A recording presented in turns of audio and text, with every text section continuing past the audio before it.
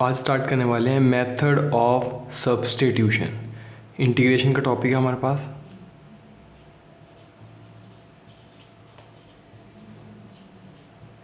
Method of substitution, इसके अंदर हम क्या करते हैं, जो अभी तक हमने पढ़ा कि जो सिंप्लीफाइड हो सकते थे इंटीग्रेशंस, जिनके हमारे को फॉर्मूले पता थे, उनका तो हम डायरेक्टली से इंटीग्रेशन निकाल लेते थे। अब थोड़े से कॉम्प्लिकेटेड इंटीग्रेशंस आना शुरू होंगे, उनके इंटीग्रेशन कैसे निकालना है वो हमारे को निकालना है सब्स्टिट्यूशन करके। यानी कि एक फंक्शन की जगह पे कोई दूसरा फंक्शन हम डाल देंगे, सब्स्टिट्यूट कर देंगे उसको, तब जो इंटीग्रेशन आएगा वो ऐसी फॉर्म में होगा जो कि सिंपल होगा as compared to previous one. तो इसको सॉल्व करना बहुत आसान होगा। तो एग्जाम्पल देखते हैं। देखो पहले मैं समझा देता हूँ होता क्या है मेथड ऑफ सब्स्टिट्यूशन और इसके अंदर करना क्या है। हमारे को हमारे पास एक कोई फंक्शन दिया गया है एफ ऑफ एक्स, हमारे को बोला गया है इस फंक्शन का इंटीग्रेशन निकालना है विद रिस्पेक्ट टू एक्स, ठीक है। बट ये ऐसा फंक्शन है कि इसको कैलकुलेट करना मुश्किल हो जाएगा।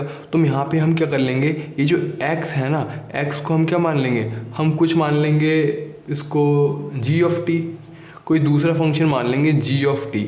यहाँ पे x क्या है, कोई वेरिएबल है, उसको हम g ऑफ t मान लेंगे। अब देखो होगा क्या, dx, ये फंक्शन t का है तो इसका डिफ्रेंसिएशन भी किसके रिस्पेक्ट में करेंगे, हम t के रिस्पेक्ट में करेंगे विद रिस्पेक्ट टू t। तो ये क्या बन जाएगा, ये बन जाएगा जी डैश ऑफ टी।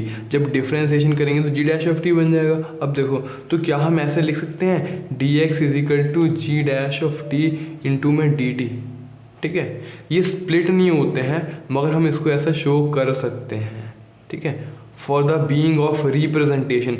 बट ये स्प्लिट नहीं होते ऐसे कि डी एक्स अलग कर दिया डी टी अलग कर दिया, ठीक है।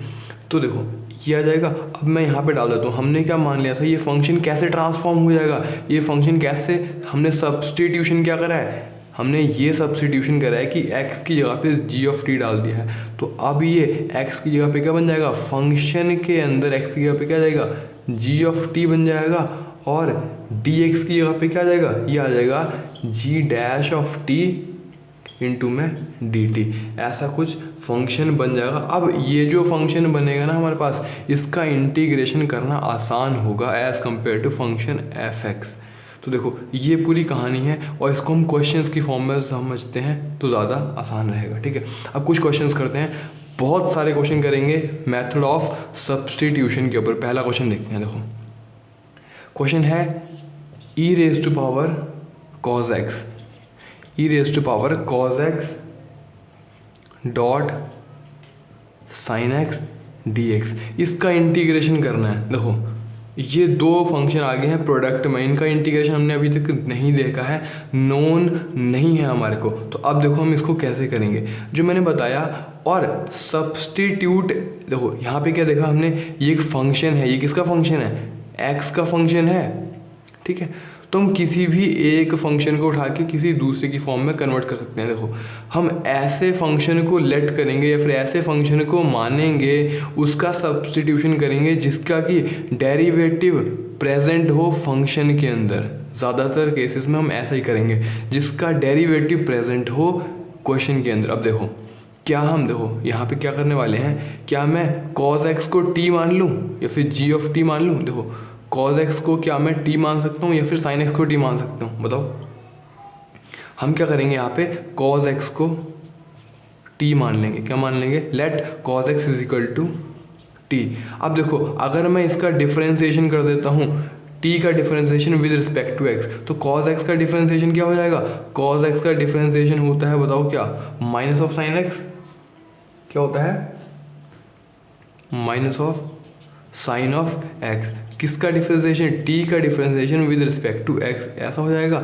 अब देखो डी एक्स की वैल्यू हमारे को निकालनी है, तो यहाँ से डी एक्स क्या हो जाएगा, डी एक्स कुछ हो जाएगा माइनस ऑफ 1 में डी एक्स की वैल्यू क्या हो जाएगी, देखो D x sorry D T की वैल्यू क्या हो जाएगी, डी टी की वैल्यू हो जाएगी minus of sign x d x. क्या हमारे को दिख रहा है कॉस एक्स का डेरिवेटिव साइन एक्स प्रेजेंट है क्वेश्चन के अंदर। अब देखो ये हमने सब्स्टिट्यूशन करी है, अब इसको हम पुट करते हैं इस क्वेश्चन के अंदर। देखो अब ये कैसे ट्रांसफॉर्म हो जाएगा, कॉस एक्स को हमने क्या मान लिया है, टी मान लिया है, तो ई की पावर टी हो जाएगा sign x d x, sign x d x क्या हो जाएगा, डी टी हो जाएगा, ये हो जाएगा साइन एक्स मल्टीप्लाई में डी एक्स क्या हो जाएगा, माइनस ऑफ डी टी हो जाएगा। तो यहाँ पे कर देते हैं minus of D T, minus क्या चले जाएगा, बाहर चले जाएगा, ये कुछ ऐसा बन जाएगा इंटीग्रेशन ऑफ ई की power T with respect to D T. ठीक है, जैसे हम यहाँ पे x मान के इंटीग्रेशन करते थे, सिमिलरली ऐसे ही हम t को मान के इंटीग्रेशन करेंगे। अब ये सिंपल दिख रहा है ना हमारे को, ये करना मुश्किल था, ये करना आसान है इसका इंटीग्रेशन। तो ये इसका इंटीग्रेशन क्या हो जाएगा, e की पावर t का इंटीग्रेशन क्या होता है, e की पावर t का इंटीग्रेशन होता है e की पावर t प्लस में c, ये माइनस तो पहले से यहाँ प्रेजेंट था। अब क्या करेंगे, जो हमने सब्स्टिट्यूशन करा है उसको वापस से रिप्लेस करेंगे फंक्शन के अंदर। तो ये क्या हो जाएगा, e की पावर माइनस में t को हमने क्या माना था, cos x माना था, तो t को हम cos x से वापस रिप्लेस कर देंगे प्लस में c। तो ये आ जाएगा हमारे पास फाइनल आंसर। ठीक है, सेकेंड क्वेश्चन